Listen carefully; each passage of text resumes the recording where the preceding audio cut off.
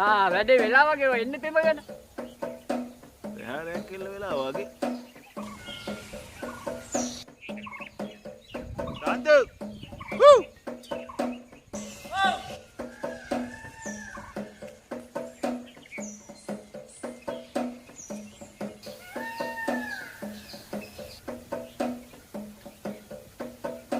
මොකද්ද බං අරමු කරපු 13 වැඩේ? මොකද 13 වැඩේ කියන්නේ? යකෝ මං උඹට කිව්වේ මන්නාරම් කරවලයි ස්පංචි ගේන්න කියලා. උඹ මක්කටේ සූඩේ උළුඳු වඩේ අරන් ආවේ. යකෝ උපාසක මාත්‍යා කඩේ මන්නාරම් කරවල තිබුණෙත් නැහැ ස්පංචි තිබුණෙත් නැහැ. මං උඹට කිව්වේ තියෙන එකක් අරන් එන්නේ කියලා නෙවෙයි නෝ. අපරාධ කඩේ නැති දැක් බලලා ගෙන තිබුණේ. පරක්කු වෙන්න එපා පරක්කු වෙන්න බොරු කියන්න වෙනවා කියලා ඔහෙ කීපින්ද කඩේ තියෙන කරන් මං ආවා. මං උඹට කිව්වේ තියෙන එකක් අරන් එන්නේ කියලා නෙවෙයි නෝ. එහෙනම් යකෝ මට කියන්න එපා ඒකේ තියෙන සූඩේ උළුඳු වඩේ කියලා. මම දන්නවයි මොකෝ ඒක. මං ඔහෙට ෂේප් එකේ කියන්න හදද්දී ඔහෙ කතා කරන්න එපා කියලා කටට ඇඟිලි තියාගත්තේ. ඒ සාන්ත පුතේ ගැහුවයි ගහන කලින් මම පෙරලගෙන පැන ගත්තා හොඳේ. මං හිතුවා මොකක් හරි ජිල්බරියක් වෙන්නේ නැති කියලා. ඒකයි මෙතනදලා මුර කරගෙන හිටියේ හොඳේ. යකෝ අර ස්පංචි අලුත්තේ පුසුඹයි ආකය මේකයි කියලා මං හෙනට වර්ණනා කළා. පස්සේ බැරි නම් ඒක දිවිලා තියෙන උළුඳු වඩේනේ. ඉතින් උළුඳු වඩේ උඹට ගැහුවයි. උළුඳු වඩේ නෙවෙයි. සූඩේ කිසි කොල්ල කෙලි. ඒක තමයි උඹලගේ කරවල ගඳක් කියන්නේ.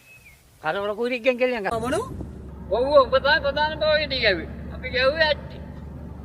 කරමා ඒව කලටි. එතකොට අපි ගැහුවේ කොට්ට පොල්ල. අන්නමයි ගහන එක ගැහුවා හැදි ගෑවිලාම යන හොඳේ. කවුද මං හැඳි ගෑවිලා යන්නේ? ඇඳි ගැවිලා යන්නම් බොල්ලෝන් නම් උඹ ළඟින් ගියත් ඇති. තමසර මං කිව්වයි කියලා හිතා ගන්නවා. ඈ? ඒකේ 6 වසර ළමෙක් ඉන්නවද බං? ඒකේ 6 වසර ළමෙක් වගේ. ඒක සාමාන්‍ය කලින් දවසේ පැනලා කියන්නේ. අපරාධේ උන්ට ලිංගික අධ්‍යාපනය දෙන්න තිබුණේ.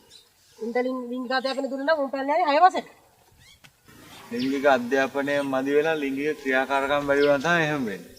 ඉතින් උඹ සුද්ධවරපන් උඹ තමයි සුද්ධ කොල්ල විනාශ කරුවේ ඒක. අනේ හොය ඉන්නකෝ උන්ට ඔය චින් ලිංගික අධ්‍යාපනය හොඳටම ඇති. ඔය කරගෙන තියෙන්නේ මදිය. මදි වෙනවා ගමේ කොල්ලෝ හිටියන.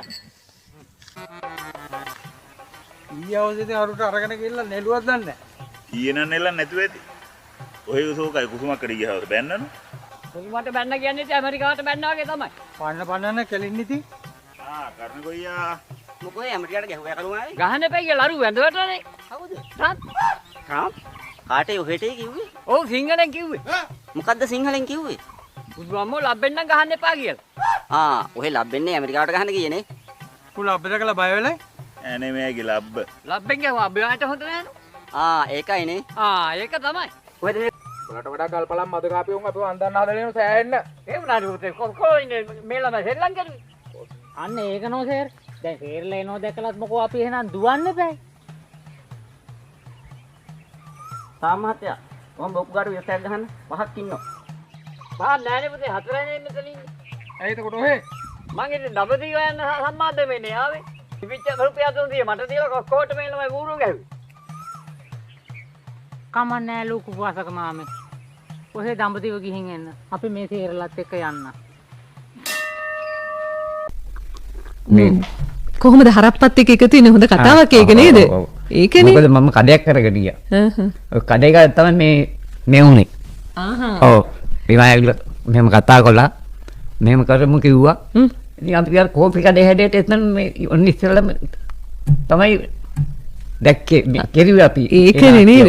දැන් මේ කළු මාමට මේ අවස්ථාව ලැබෙන විදිහ හරි රහ කතාවක්. මොකද රූගත කිරීමකට කළු මාමගේ කඩේ තමයි තෝරගන්නේ. හැබැයි මේ කොරෝනා කාලෙදී ඒ පොරොන්දු වුණු නළුවට එන්න විදියක් තිබුණේ නැහැ. ඒතර කළු මාම තමයි ආදේශක නළුවා වුණේ. දැන් ඉතින් ප්‍රධාන නළුවා වෙලා නේද? චරිත ප්‍රධාන චරිත අතරේ නළුවෙක් වුණා.